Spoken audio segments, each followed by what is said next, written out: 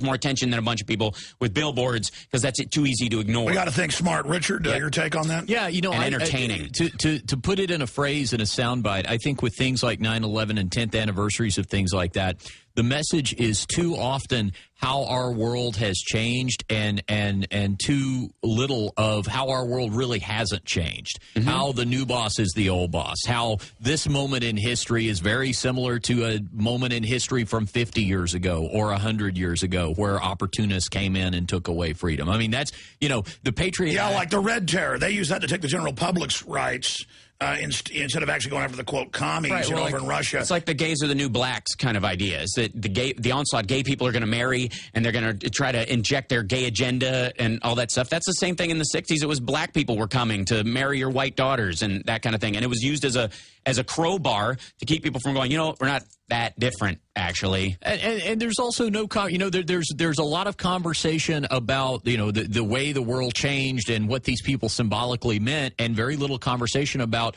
let's talk again about what exactly happened here. Mm-hmm. Let's have that conversation. And ultimately, what kind of security do we genuinely need, and what security do we not need? And we can all agree as a group that there's a certain line we don't have to go past, that there's a certain amount of risk in life, and we can be okay with it. Stay there, guys. We got 12 more minutes on this side. I'm going to jam in Scott, Janine, Matt, Mike, and John. That'll be it for calls, but I want to hear from you on the other side.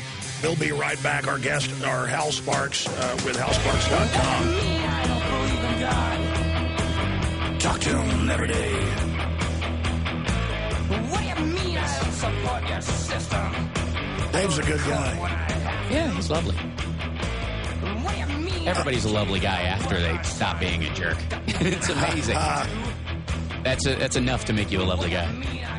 All right, let's go ahead and talk to Scott in Washington. Scott, you're on the air with our guest. Go ahead. Yeah, thank you, Alex. Actually, I want to redirect a question that you had asked these two, Mr. Sparks and Mr. Hunter, at the very beginning about the fact of Obama continuing the torture, the wars. King Obama now says we don't need, he doesn't need congressional approval to bomb Libyans and stuff, the same things that they decried Bush for. Where is the criticism now from the quote-unquote so-called left if you claim that you don't like it so much? Okay, first of all, I'll answer that. I think there's a big difference between a UN act defending rebels in another country. Al-Qaeda. Okay, if you want to say that everybody who is on the leadership is admittedly Al-Qaeda. I mean, it's not debated. Right, but the people on the ground, that doesn't automatically preclude that they mean death to America because they're trying to fight Gaddafi.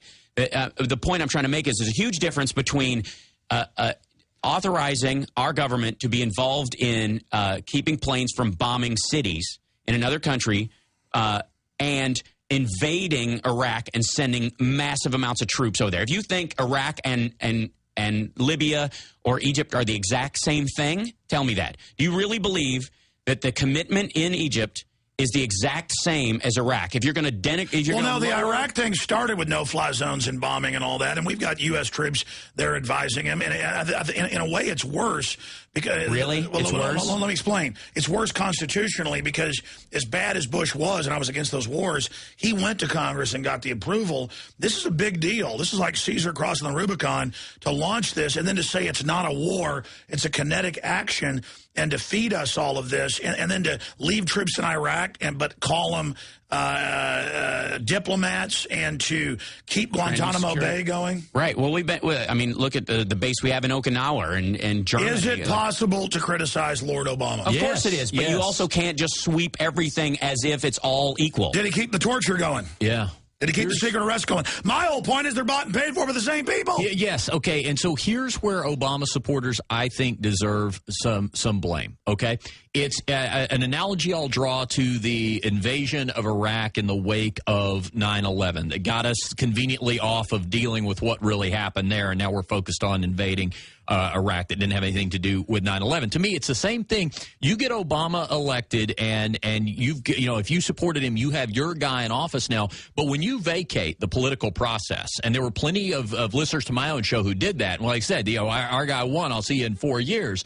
To me, that's what in a sense, that's kind of like what the Tea Party was. They were sort of like the invasion of Iraq in the wake of, we were right in the middle of getting some stuff done, and because you guys left the party and these people showed up and they're outraged and they're clamoring for less and less government, and all the focus turns on that because political creatures, they're listening to whoever is making the most noise. And if the masses, if the people aren't speaking out, I mean, Obama supporters... Obama has been doing what Bush did, stealing everything nailed down for the foreign banks, looting the daylights out of everybody. Because he's being directed to do it by his support. My point is he's bought and paid for by the big banks. Okay, but what I'm saying is there should be more people who are drowning out the voice of the big banks. I know they have the money, but if the actual masses... but if people go to a Las Vegas fight and boo Don King, it doesn't matter because he owns the fight and he owns both fighters. Okay, but the problem with that is... That's all I'm saying is both the fighters are owned. So I get the concept of, okay, we need to start over from scratch, but that's a very difficult thing. We got to admit just how bad this is. Yeah, but it's a very difficult thing to do midstream to start over from scratch. Here's the other thing. Okay, for example, here's a good example. When Obama got in, he signed an executive order to close Guantanamo Bay.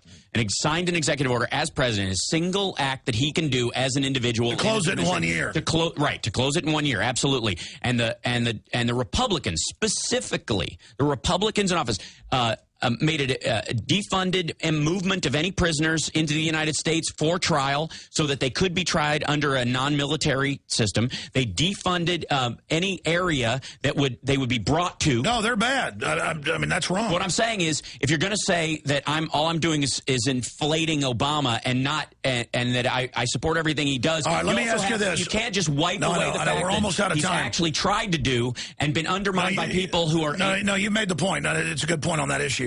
Scott, do you have anything else to add? No, I wanted to correct Hal on something. Actually, if that executive order, if you actually read it, what it said is that they were going to actually just look at closing. Yeah, that's what it said. Not that they were going to, and if it was not practical, that they had other torture sites that they would keep open. So I would... there's nothing in that executive order that says we'll keep other torture sites open. No, it said we'll use other sites in other parts of the world. I remember covering it. Because they weren't guaranteed they could move them into the states and try them in Michigan, which is where they were going to do. They were going to take them to a federal court in Michigan and try them. That point's well taken. Scott, I appreciate your call. The fact is, most Americans wouldn't know what Scott knew or what we know. That's what's sad. We got to get people to even know all that minutia. People don't even probably remember. You got to care about the rule of law, and the thing that makes America spectacular in that regard is that we rule of law should apply evenly to everyone. Yeah, but I got to be honest. I mean, I gave you that point, but that's what Obama's always done is, well, now we're keeping 50,000 troops 2 years ago for another couple of years, but they're not combat brigades, they're combat assistance brigades. And now we're keeping 15,000 troops. We've done that in every war. I know. It's got to stop. I agree. It's got to stop. But is that the military-industrial complex just holding on and going, look, one of the biggest, the only things we make in this country anymore are battleships, essentially, and big land movers. No, I've heard mainline Republicans going, we're not going to cut the defense spending. We're not going to let Obama cut it. Obama has increased it to record levels. They should be absolutely happy. And that's another form of welfare. And, I agree. And very little of that ever gets back to the American people. I'm against it all. We don't need 6 times the armed forces of every other country in the world to fight an enemy that basically doesn't exist. Well, technically, you have 100% of military force and equipment and spending. The United States is 54%. Right. But I mean, you're saying 6 times the biggest other country. And no. 6 times all of them combined as far as warfare capability, including our nuclear arsenal. I mean, in this country, I think it's somewhere in the order of like 9,800 active nuclear missiles in sites in the United States. There's something in the order of 7,500 Starbucks in the country, and they're frigging everywhere. Look around. Every Starbucks you see, there's a missile and a quarter. Hey, haven't you heard? Radiation's good for you. Let's talk to Janine in New Mexico, out there where they've had the radiation fires at Los Alamos. Janine, you're on the air. Thanks for holding. She just dropped off. She's sick of hearing us. Matt in Pennsylvania, you're on the air. Go ahead, Matt. Alex, my friend, how are you doing? I'm in here with Nikki Six and Hal Sparks. Nikki Six and Hal Sparks. Oh, Nikki, I'm in recovery. Not really. Diaries. Richard Hunter, yeah. It's a joke. It's Richard Hunter, bro. Go ahead. Oh, well, anyway. First of all, what is this white citizens being most likely to be terrorists? I mean, Well, arguably, everybody knows Whitey's bad. Well, beyond that, if you look at the statistics of who's actually opening fire in public for random reasons, that's who's doing it. You know why? Because we're a nation of mostly white people, and when you look at not if you count gang related. I can pull up the firearm shooting. Gang-related shootings are against each other. Gang members don't walk into a mall and just shoot a bunch of people because they think the cops are coming to take their guns. They're not random about that. There's no threat. As a matter of fact, it's not even particularly news to me. Now you're going to say that the shooter of the congresswoman was a conservative? No, he was a psychotic. Yeah, no, I mean, dressed as a woman, yeah. He wasn't liberal or conservative.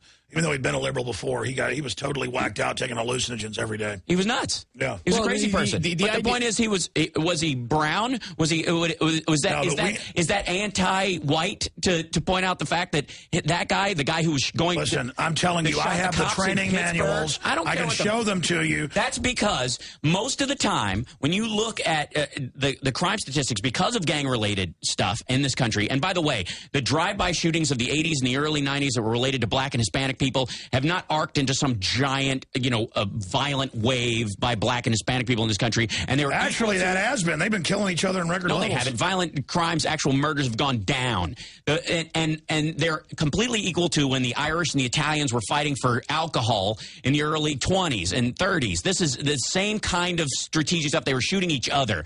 Look. Hey, I've got a quote by a Harvard professor saying we will abolish whites, we will exterminate them. How do you not have a crazy person almost every education? The whole point of an open education system is that you allow for bizarre thought at certain times. That's freedom of speech. Well, I just want to apologize. I want to apologize for being white. You don't have to do that. You should apologize for being chubby. That's all. That's your problem. Not that you're white. It's that you eat poorly and you don't take care of yourself and you drink too much coffee. That's something that's actually going to affect my tax dollars later because collectivism. When you get collectivism. Look, here's the thing. If you're against government health care, I'm for you. But here's the thing. You have to wear a medallion that says if I collapse or my foot starts to go rotten because of diabetes, I have my own insurance.